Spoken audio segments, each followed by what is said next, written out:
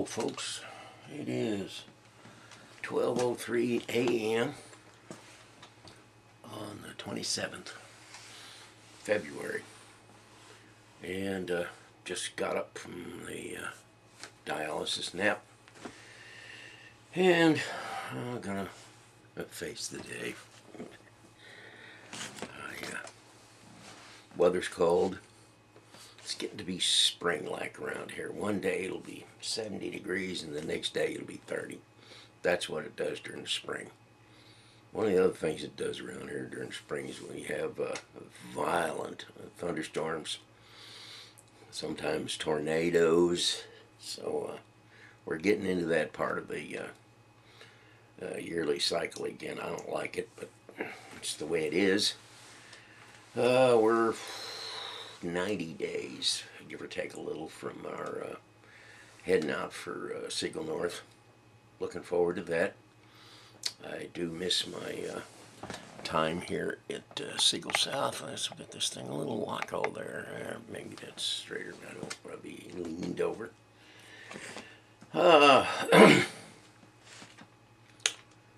Let's see what's happened at mowed, of course. Grass or weeds, to be more precise, are growing up, and I have had to mow one time so far. I mowed the other day, and the weather intermittently is getting warm enough that the grass is growing vigorously, so I'll probably have to mow again here in a few days. What has brought me back to the camera, and I've been rather tardy about doing my regular camera things. But what brought me back quickly this time is something that I got from a friend of mine out in California, John Gleiser, and it pertains to the United States Post Office. I got it in my email. And the Post Office is and was a government agency.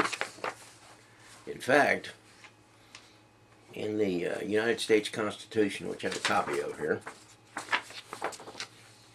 it says, "We, the people of the United States, in order to form a more perfect union, establish justice, ensure domestic tranquility, provide for the common defense, promote the general welfare, and secure the blessings of liberty to ourselves and our posterity, do ordain and establish this Constitution for the United States of America." Pretty profound stuff. Pretty profound stuff. Establish justice. Ensure domestic tranquility. Provide for the common defense, that would be the military. Promote the general welfare. And establish the blessings of liberty. Promote the general welfare. You know, I always feel like that the righties forgot to read that part of the Constitution. Promote for the general welfare, because it doesn't seem that they're that intent upon really the general welfare per se. They're intent upon their welfare, and to hell with everybody else. But anyway, there's a bill in Congress right now. It was brought up in 2013. It hasn't actually gotten onto the floor yet, but it pertains to the United States Post Office. And I don't know how many. I worked at the post office 37 years. And I will admit that it made a reasonably good living. It wasn't always fun. Had its high spots, low spots, but that was 37 years of my life. And during that time, I was in what you call the labor movement. I was, on two different occasions, I was the president of my union local in Arlington, Texas. And for 4 years back in the 1970s, I was executive vice president and educational director for the state of Texas for the American Postal Workers Union, which was number 2 in the state. So I feel like that I have some qualifications to at least make some judgments on some of the things that I see happening. And it appears that there is a real concerted effort out there to dismantle the post office. Outfits like FedEx, UPS, and the other courier services around the country, they want the profits that they would derive from taking over the services of the US Post Office.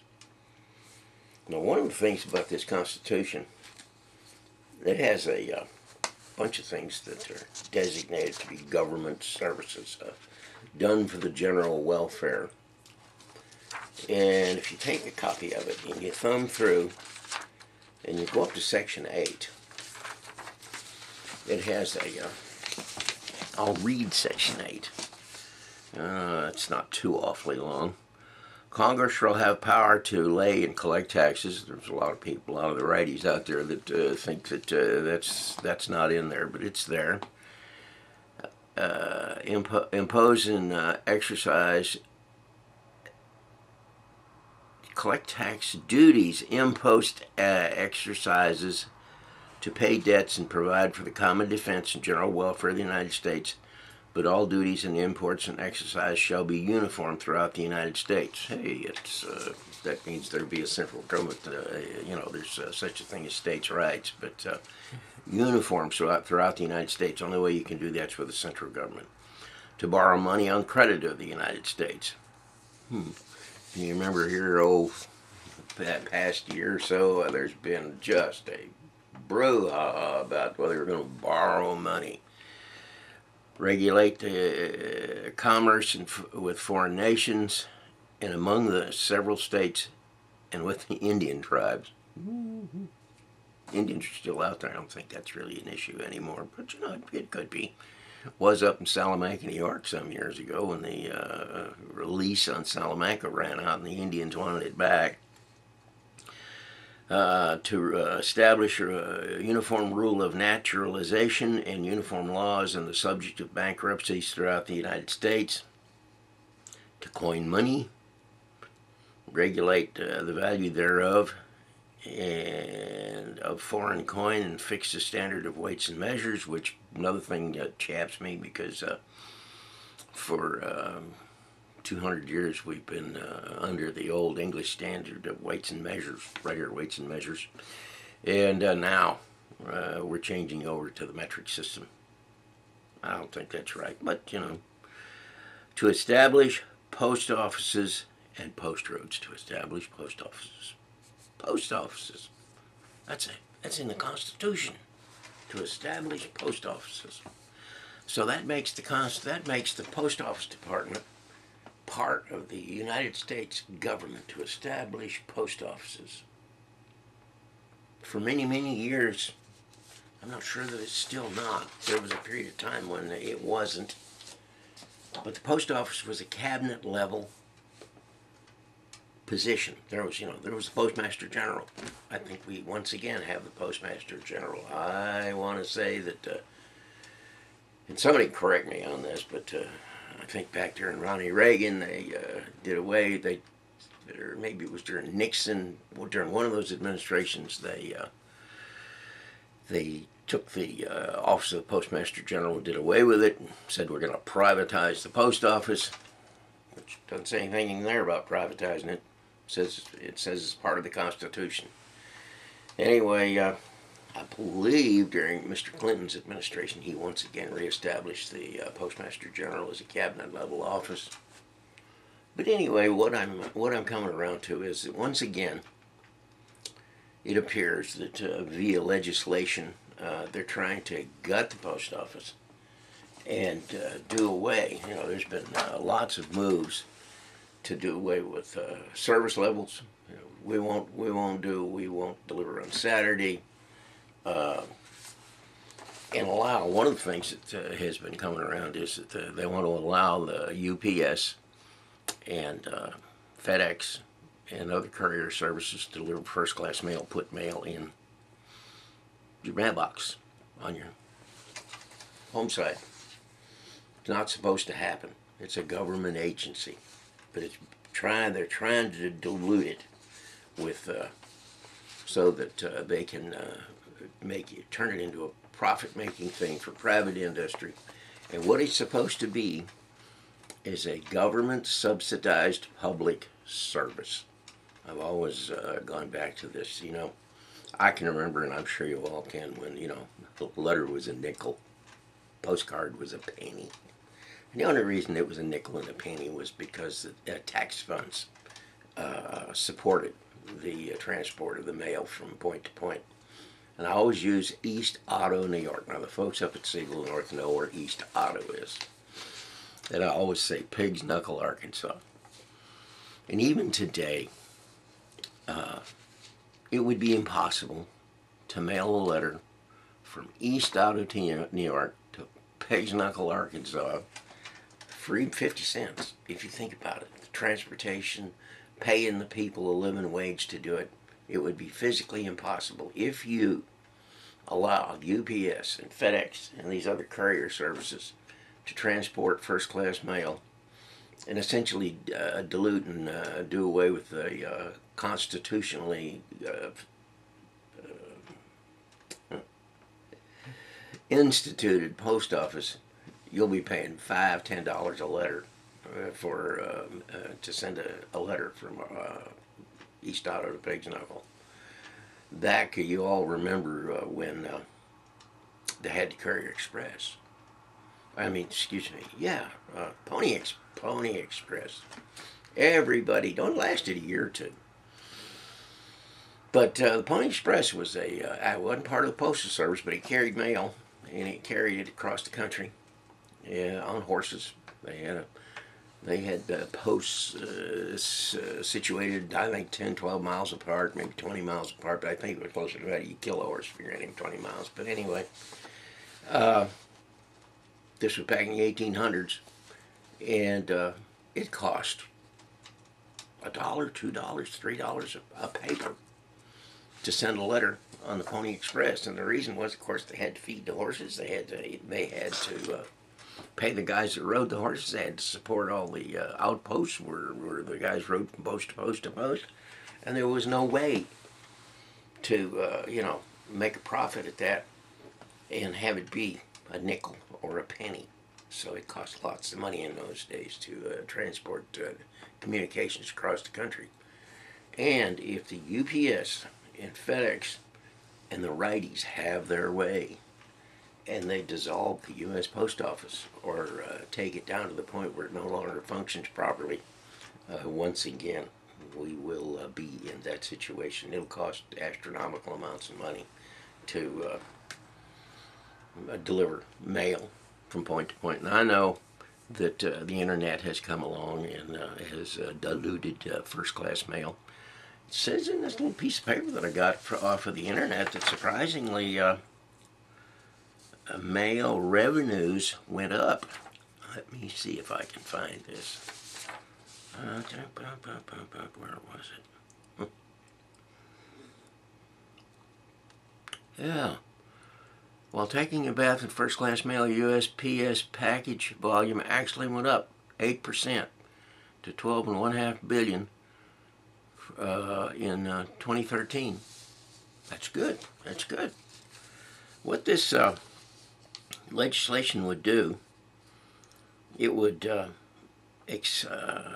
get rid of 100,000 postal worker jobs. That's a lot of folks. Do you know the post office is a number 2 employer in the United States after Walmart? And they make a living wage. Now, a lot of people say, oh, they're underworked and overpaid. But they make about $57,000 a year. I think that's the median wage. And if you check into inflation rates and say go back into the 50s when our industrial base was really cooking along, before the Pacific Rim came along and gutted our industrial base, the average person was probably making that what? It wasn't that in figures, but the postal worker was making what was the median wage in those days. And since then, thanks to Ronnie Reagan and other righties, then they've got the unions and outsourced all the industrial jobs to the Pacific Rim. The median wage has been driven down and driven down and driven down to now where almost everybody, you go out in the industry and try to get a job, $7 to $10 an hour starting wage, and most of them are $7. And the median wage, if it was factored for inflation, for what it was in the 50s and 60s, they'd be making $25, $23, $25 an hour. Anyway, this bill, S-1486, is a real, it would allow firearms on the parking lots now. Have you ever heard of going postal? We need more firearms on the parking lots. Anyway, you need to write your congressman and say, do not pass S-1486. It will, or would, over a period of time, complete the privatization of the post office. It says here, USPS is technically a government agency, no joke. It's technically in the Constitution. And we need to return it to being a government-subsidized public service. I don't know what else to say about it. There's been a movement out there since I've been away from the post office 12 years now. Been retired 12 years, and there has been a concerted effort for, let's see,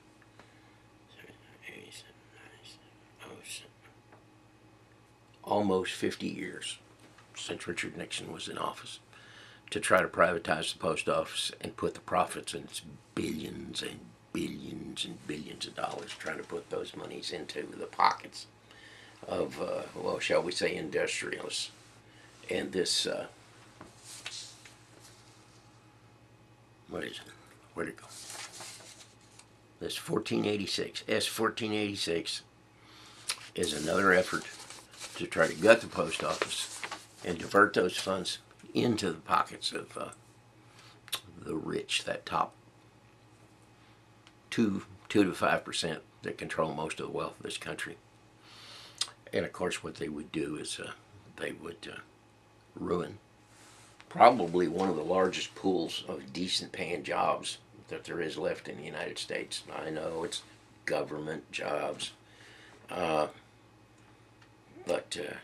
is it written somewhere that the United States has to be a third world country, and that everybody has to be poor, and that's what they want? Anyway, boy, I tell you what, spring brings allergies, and as you can see, I'm itching my eye because it is itching. They're trying to kill my old workplace, and they shouldn't. And it isn't right. It's predominantly a Republican drive to do it. I will say that before I quit, Mr. Obama's getting on my nerves. I am a New Deal Democrat, and I believe that the Democrats have a better grasp on this document. I think they provide for the general welfare. U.S. Constitution. I think they make more of an effort to provide for the general welfare and the things that are called for in that document. I don't think Obama is purposely, I don't think he is with a purpose trying to ruin the country or divert from that document. But everything he's doing is not to my liking. This reduction in military spending scares me. We are the biggest and strongest power in the world, and we need to stay that way. If for no other reason than there's a religious war going on. radical Islamics. You let them get a nuclear weapon and see if we don't need a big military. I hope Hillary runs. Joe Biden would be all right. I can't bring myself to become a Republican. They come up with crap like this, and that just goes against my grain. Anyway, it's cold. It's the middle of the night. I'm hungry. I think I'm going to go in and cook me up a box of Kraft dinner. That's low cal, but I'm hungry and probably eat about half of it, and then I'll probably go about putting this on the web. I can't find my little darling. There it is. Okay, just a minute here. I have. Yeah. I have expounded. I don't want the post office to go away. I don't think it should. It was in the Constitution. But these guys have their way. I feel certain that they will get it. All these little towns, like I live in Itasca here, they'll close the post office. Won't need it. If I have to go to the post office, I probably have to go to Waco. That's 40 miles away. You know, there'll be a post office in Waco, there'll be a post office in Fort Worth, and us folks out here in the hinterlands, hey, pack sand. Brian Cooter. That thing I spoke to you about the other day at your house. I want to look into that a little more.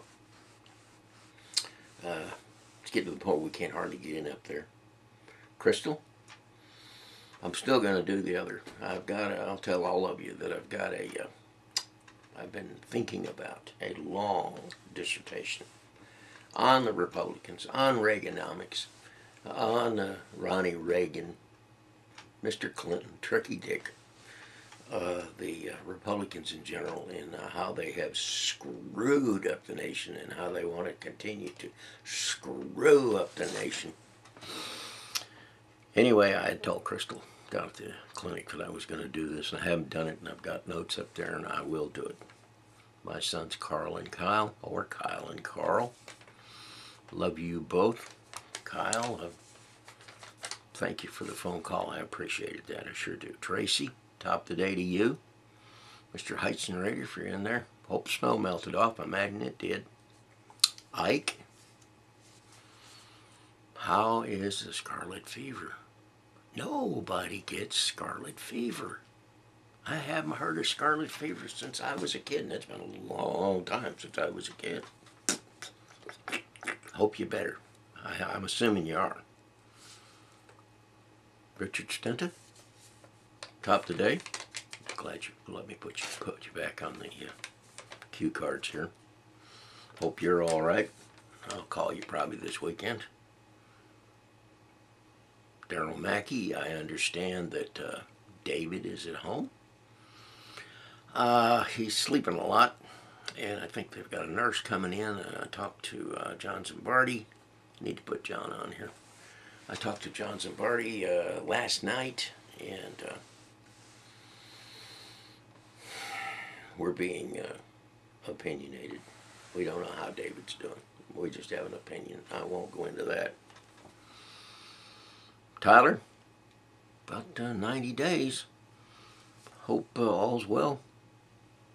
Oh, not Tyler. Excuse me, Tyler. Hope you're all right down there in Waco. I think you're still well. I think you're working in Waco. People seem to have lost track of you. Carl in Bradford, about 90 days. Like I say, there's some scuttlebutt that I'm going to go to Olean, but who knows? Jim Kersey, as always. I'm glad that the labs have come out fine and that you're feeling good. I noticed that you're on the Facebook regularly, which of course I do. I can kind of tell how you're doing by your frequency and your interplay on Facebook. When you're not on there for a while, I know that you're not quite up to snuff. So I'm glad that all is well. You folks write your congressman. Tell them to vote down S-1486. S-1486 is a travesty. The post office is part of the Constitution of the United States and part of the government, and it needs to stay that way. You righties, read your Constitution. It's Article 8. What have I got here? I wrote it down.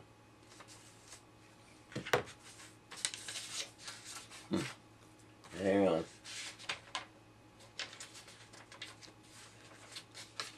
It's in Article 8 of the Constitution. It says we will create post offices, so it needs to stay that way. Anyway, talk to you folks later.